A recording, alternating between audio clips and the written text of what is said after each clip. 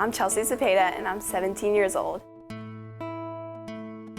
2 years ago, when I was 15, me and a couple people from my school went on a missions trip to the Philippines. It was my first experience really far away from home without anyone from my family going. I wasn't really super nervous when I left, but once I got there, it was such a new experience, and I remember the plane ride being so long.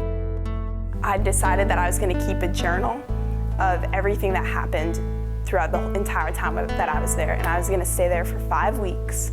So every single day I would write down all the events that happened to me that day or what stuck out to me in the day.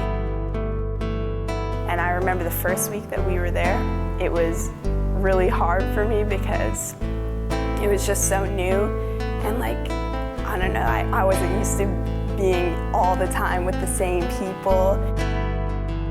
I miss my family, and on the 10th day, we were worshiping in one of the chapel services, and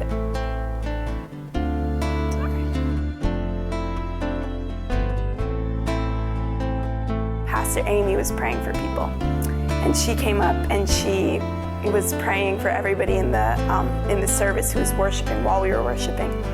And when she would come up to people, she was going like this and sweeping her hand, and they were falling in the presence of the Lord. And she was making her way towards me, and I knew that she was gonna come pray for me. And I wanted to feel Jesus like that, but I never had felt anything like that before. I'd never fallen like that or anything.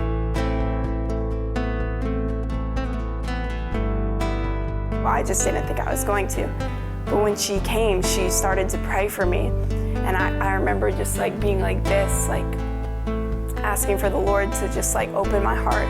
And she was praying for me, and all of a sudden she went like this, and I just fell over in the presence of Jesus.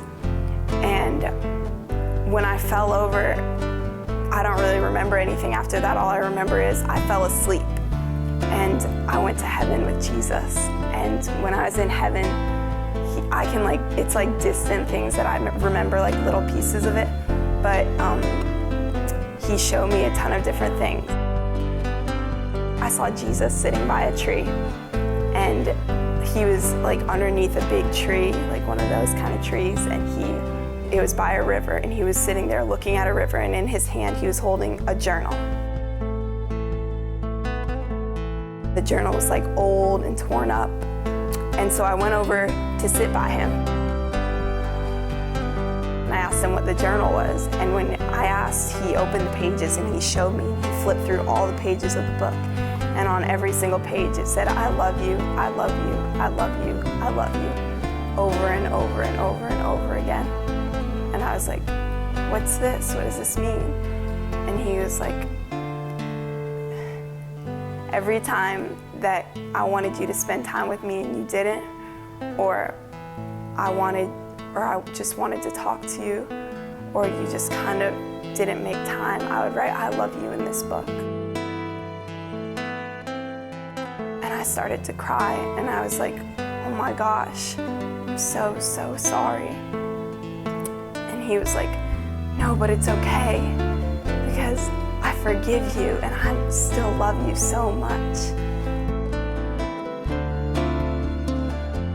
That was the end of that experience, but afterwards it was just so amazing to hear it from Jesus that no matter how many times we don't make time with him, or we don't because he created us, it made me think, why would we not spend time with him? Because he just created us so that we could be with him in his presence.